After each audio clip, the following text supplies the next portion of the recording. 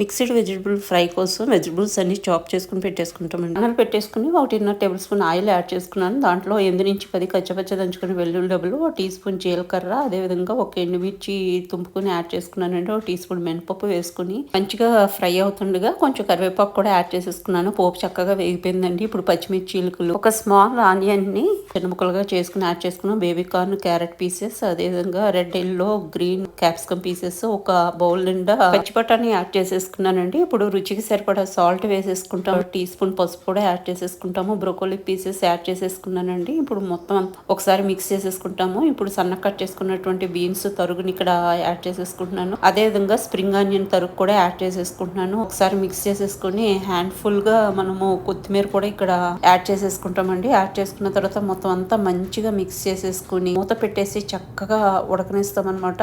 7-10 నిమిషాల పాటు బాయిల్ అవనిస్తామండి. నీరంతా కొంచెం